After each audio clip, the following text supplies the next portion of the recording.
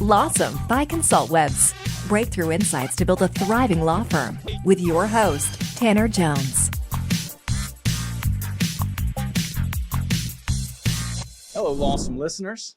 Today on the show, happy to be talking with Paige York, a creative force and social media manager at Consultwebs, national leader in digital marketing for law firms. Paige spent a decade mastering social media management, particularly to help businesses thrive and to succeed online. Her prowess in creative writing and excellent skills in social media helped the Consultwebs team to develop unique strategies and innovative approaches. And with her guidance, the team's able to create high quality and engaging social media content that connects law firms with audiences, as well as strengthens their overall brand, their image, and their visibility online. Outside of Consultwebs, Paige also indulges in creative outlets. Just recently, she published her poetry book, Trash Testimonies, which showcases her skills in storytelling. The book was a #1 new release in American poetry and contemporary poetry categories, which she credits to her social media strategy. As you can see, she's one of a kind. So let's get to it. Today's topic, social media trends and predictions in 2024. Deriving from her personal experiences and insights, she's going to share her most anticipated 2024 trends. Excited to cover this topic with you, Paige. Thanks for coming back to the show. Yeah, always happy to be on Lawsome. Very excited to talk about the future of social media for 2024. Good deal. Well, let's hop in. With the clear and unstoppable rise of artificial intelligence in all industries, but obviously we follow the legal one. Many, I think you could say, are we'll say skeptical about using it or even how to use it. Legal professionals' opinions, I think, are pretty divided across the country, at least from my experience, some of which are vehemently against using any form of AI, whether it be in their own profession or even in marketing.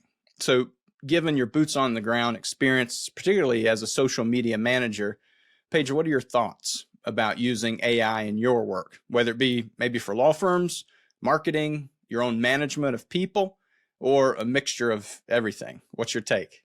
I have a lot of takes on AI. I have spent the past several years really studying it and trying to work it into our routine here at Consultwebs whenever we can.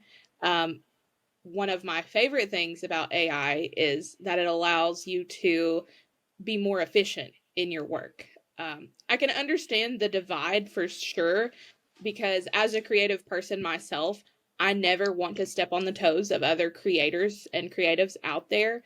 At this point, I don't feel that you should. I'll say you can do this, but you should not be creating all of your social media content directly from AI. Instead, my advice is to play around with it a couple of different ways. And how I do that is I ideate from AI. So I'll ask it to write a handful of posts with certain themes and certain topics in it. And none of the posts that it's going to output are going to be ready to post straight out of the generator. You're going to have to mix and match some things. You're going to have to make it your own and put your own spin on it. But what it can do is take time away from you having to sit and think out every single post that you want to post this month. So I really like it for that purpose. A secondary purpose. Let me clarify something, Paige. Just I'm curious, and for our listeners too, when you refer to AI, generally, are you referring to a specific tool? Are you using ChatGPT for this? Can you speak to that? Yeah, we've tested a few different ones, and we're using mostly ChatGPT. We've also tried the Grammarly Pro version of AI, and that one's pretty good as well. But I will say that the ChatGPT has been a little bit more user-friendly for us. Okay. Because we do create in large batches. The second point is that when you are a brand, you want to have a specific voice on social media. Maybe you're funny and playful, or maybe you're more formal and educational, and you want to stay consistent with that voice so that your followers know this is who's posting. Like, they associate you with that certain voice. And one thing AI is really good at is making sure that that tone is consistent. So you can also input things say from a blog post, a chunk of text and say, rephrase this with an educational tone for social media posts. And that's going to give you some more language that will be more in line with your brand voice than what you might think of right off the bat. Lawyers, it's time you master the online arena. With Consultwebs, dive into digital marketing without the guesswork. Our free law firm growth blueprint is tailored for legal professionals, offering precise, impactful strategies. So, what are you waiting for? Upgrade your online presence and outshine your competition. Are you ready for a digital revolution? Click on the link in the description below or visit consultwebs.com for more information. Be the standout firm everyone notices. Yeah, I think at the end of the day, that may be the challenge that law firms have, is like risking feeling like, well, if everyone can do this, there's nothing unique about it. My voice isn't being heard. But what I'm hearing you say is that by training the AI, specifically ChatGPT, you have the ability to still give the personalization, the nuanced voice tonality in who you are as a brand, but still leverage the efficiencies of AI, which is huge. Yeah, that is correct. Well, let's move on. I mean, clearly there are tons of social platforms out there. Now, clearly there are also some big ones that every law firm ideally should have a presence on: Facebook, LinkedIn, even TikTok, Instagram, Threads. These are things that seem to continue to grow in popularity and users. And it's the reason why most law firms are still leveraging these platforms with the ultimate goal of just getting their brand out there, capitalizing, I guess, on these users, this wave of users leveraging these platforms. So for someone whose work revolves all around these social profiles and platforms and in it in terms of managing it and growing brands, could you share some of big trends, anything that you're expecting to happen next year, any predictions specifically for legal professionals who are really interested in what social media is going to bring? Absolutely. The social media team has formed a 2024 social media predictions worksheet where we all did a ton of research collectively, and now we have some predictions about certain platforms. And while we're on the topic of AI, there are a few AI predictions that I have for the upcoming year. We're going to see more social platforms, specifically Meta for sure, integrate more AI type features in terms of paid ads, in terms of organic. Over the past couple of years, Facebook has leaned heavier on suggested for you posts in feeds. And I'm not sure about everyone else, but I know that they're very accurate for my feed. A lot of the times the ones that show up are related to things that I have interacted with before, and I find them very enjoyable. So I think that we're going to see more of that as well. There are going to be other platforms that make that move too. I believe Threads will definitely be one of them. Outside of AI, some of the trends that we're seeing is some more general ones celebrating inchstones instead of milestones. So when you hear the word inchstones, it definitely sounds strange. But what that means is just that people really want to see the little wins. Don't just wait to showcase, your best attorney in the area things once per year. That's something that I see frequently, is only talking about it once per year. But things like you just settled a case for a person and they're incredibly grateful, and maybe you snap a photo with them and celebrate together. People want to see those types of wins on social media. I see. I'm fascinated by that, because there's no question as a society on social media we're trending, Paige. I mean, there's this evolution that I'm seeing, I'm experiencing myself, where historically the short form vertical style video almost annoyed me because I wanted more, and it was as if it was too quick. But I've been trained. There's no doubt I've been trained, and I enjoy the short form. And do you feel like that's what's feeding into this inch stone or these micro moments that Yeah, I users think want? that could definitely play a part in it. Some good news there is um, they're starting to push longer form vertical videos now as well on TikTok, especially. I've noticed videos at over a minute that are more explanatory and educational are trending a lot more frequently than they did in the past. In the past, it was usually like a 15-second loop that was very popular, and those are still around. Those still work if you have a good hook, but the longer form vertical is definitely going to have its time to shine in 2024. Okay, good. For vertical video, something that I found very interesting with Meta and Facebook specifically is that a couple of months ago, they replaced their section where stories are at the top of your feed. When you logged in, it used to say stories at the top. Now they have replaced that with reels. So what that tells us is that they are going to make a very large push for vertical video on Facebook in a similar fashion that we saw with reels on Instagram last year. Another more general trend that we are seeing is, especially with the younger generation, self-care is very important to them. And things like thought leadership posts are becoming increasingly more popular. And when I say thought leadership posts, I'm not talking about those generic posts that have an inspirational quote on them. That is absolutely not what I'm talking about. More posts that have an action behind them. Maybe your firm is very passionate about helping injured people since it's personal injury law, and you close your case and give them some sort of mental and personalized gift as well. I've seen some giveaways happen, some like spa giveaways, that type of stuff. Mm-hmm. So that's something we're definitely going to be exploring more in 2024, is how to get those authentic posts about well-being out. Interesting. I definitely see that as a trend, no doubt. But yeah, the practical nature of the spa that helps. Are there any other ideas there to promote health or mental well-being as a law firm? And any interesting angles there? I think there's a lot of interesting angles that could be explored. I feel like partnering with maybe a foundation like a TBI foundation or for research might be a good angle there.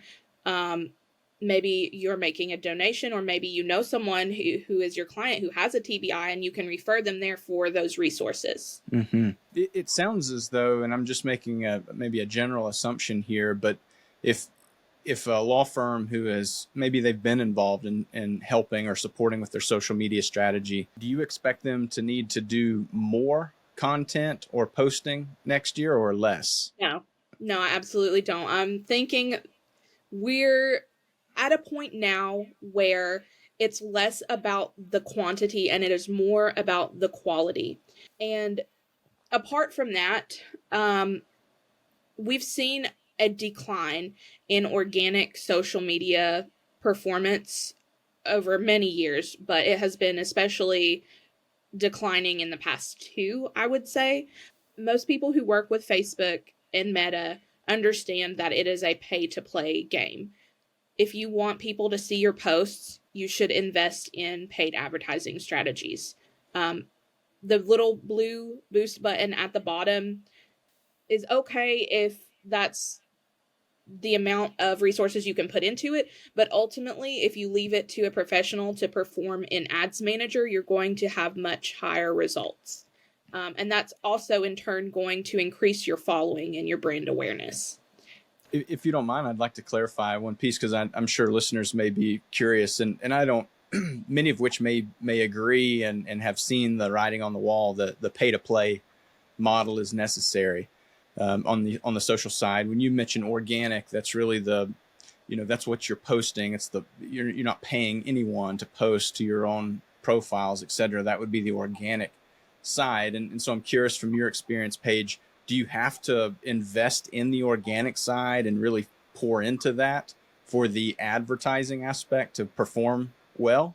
or can you just double down on the ad side and spend less time as a law firm, pouring resources or time into the organic aspect of social? Yeah, I could see it both ways, but if we're talking my personal preferences, I would continue to have an organic strategy at a bit of a smaller scale. Maybe we're posting like 3 to 5 posts per week. That would be, I would say, the sweet spot. 3 to 5 posts per week. Out of those 3 to 5 posts, you're at minimum boosting 3 of those. The reason we use organic social media is so users who find you on Facebook can come and see your profile, and they see that you're continuously being active. So we don't want to cut out organic entirely, because if we do that, people are going to come to your page and see you haven't posted since 2021, and they're going to think you're no longer active and no longer practicing. So we definitely don't want that. Good point. You're also feeding the platform essentially whenever you're making consistent posts. So we want to stay consistent so that we stay in favor of the platform, because they recognize your consistency and reward that with showing it to more people. Any other trends before we keep moving? I have so many trends.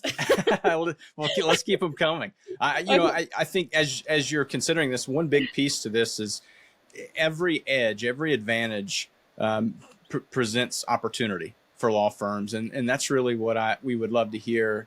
Anything that law firms can be doing to really capitalize on, big trends coming ahead, it's going to only serve us and the industry better. So we're all ears here.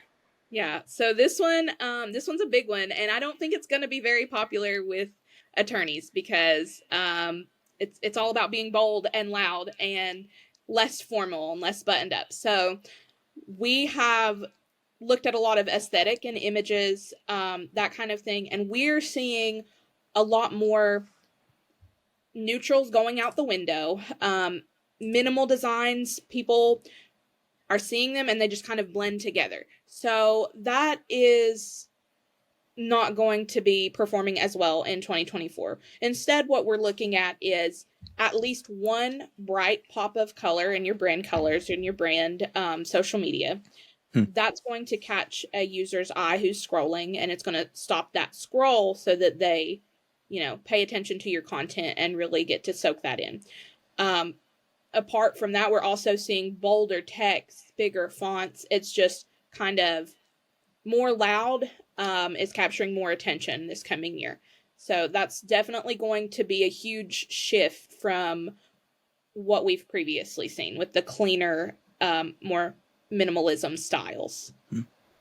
As far as that pay to play comment from earlier, we're predicting especially that TikTok is going to be following suit with Meta in that many TikTok users will have noticed at this point that they are getting stuck in the 200 to 300 view range usually, unless it's a new account. A new account, it kind of boosts it a little bit there at the beginning, but a lot of users are getting in that 200 to 300 view section, and it's becoming very apparent that it's going to be pay to play on TikTok as well. Yeah, and feel welcome to continue to share any other trends that you want to highlight. I know you referenced the checklist that you had, the social media team had compiled.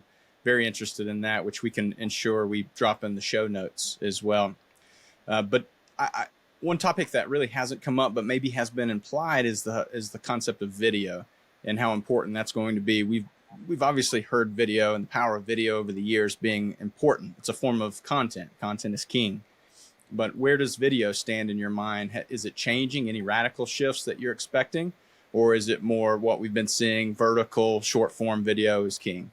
Yeah, the most pressing change there is going to be that on places like TikTok and likely Reels, this hasn't happened yet with Reels, but it definitely has with TikTok, is those longer vertical videos are seeing more attention. The 1 minute plus. I'm predicting on Facebook, though, we're going to see the opposite. Around like 30 seconds to a minute is probably going to be ideal there, since they're just kind of introducing it over there. But I do think that Reels we may see some longer form content there in that vertical ratio. I do believe we're going to see more ads on Facebook specifically in that vertical aspect. That's not something I've seen yet, but that is one of my predictions for 2024 for sure. We're going to start seeing reels in feed with ads. Okay, that's exciting. Presents opportunities for law firms to create more of the short form, high impact video content, which I think is great. Yeah, the whole aspect of video is, I know there are tons of questions within law firms today about, do we just represent one person, one individual within the firm to represent us and have them shoot the video, versus diversifying the effort and the personas, if you will, that you're representing, versus, maybe not even using anyone and just curating various content, helpful short form content. Do you see there being an ideal strategy for firms in 2024? I do. I actually have a few notes here about which ones I think perform best with personal and which ones perform best as branded firm. I think with LinkedIn, it can go either way. You have company pages for the firm, and then you also have your regular profile. So those two can work in tandem to create a really beneficial strategy there. Mm-hmm. When it comes to newer things like threads, that one has been a hot topic. I feel that the only way to succeed on that specific platform at this point is to be a authentic personal profile who is actively engaging with people, asking questions, answering them, and really being in there on that one. I would also say that TikTok and Instagram have the potential to be personal. TikTok especially, there are a lot of attorneys on there just as themselves, and they get a ton of comments, and it's always fun to make a video reply to those comments. As for the firm, Facebook is definitely the number one place to be for a firm, in my opinion. Facebook has very good targeting options whenever it comes to targeting potential clients. And they're in the age range that would be most ideal for a lot of clients as well. Paige, you've been incredible, and I'm grateful for you taking time to share these insights with the Lawsome listeners. Any other thoughts, predictions, insights, anything that you're anticipating with user behavior, adoption practices in social media? Any final thoughts you can leave us? Oh, this one is very important. Another thing that we are seeing is that social media is becoming less about those follower numbers, and more about how many people you're reaching and how many people have eyes on your content. People are lazy. They don't like to comment on things. We see them mostly DMing, like they'll share things with people that they already know. And so if your content is very shareable, it's going to get attention and traction that way. But to expect a specific amount of comments is a lot less common in this day and time. So definitely seeing more group sharing amongst other people, and less commenting and engagement overall. Yeah, that's, and I think partly if a firm is investing time or money or both, naturally they want to look at certain things to see how it's performing. And so, I think sometimes some of those metrics, whether it's the comments, the engagement there, the number of likes on a post, can be somewhat arbitrary metrics. And so maybe as we wrap up here, throwing you somewhat of a different angle question here, how would law firms define success in social media next year? That's a really good question. I would define success in social media determined by what the goal is. So if your goal is follower growth, then I would say follower. But if it's more of a how many people can we get to see our brand, like brand awareness, then I'm going to say reach and impressions are definitely what you want to be measuring now at this point. Yeah, and that makes sense. I mean, and that I would encourage all of our listeners, if you're starting new, trying a new angle for social media, maybe you're continuing forward with the same team. That's a really good way to start the year, is to ask yourself and ask the ones helping with the campaign, what does success look like? What are we aiming toward? What are the metrics that matter, and what are the more tertiary metrics? And that just helps stay on the right path. But again, Paige, you are a wealth of knowledge in the social world. We're grateful for your time. What's the best way for someone to reach out to you if they have any follow-up questions for you? The best way to reach out to me is going to be on LinkedIn. Wonderful. Well, you can find Paige York on LinkedIn. She is with Consultwebs, social media manager. And thank you so much, Paige. Thank you for having me, Tanner. Lawsome by Consultwebs with Tanner Jones.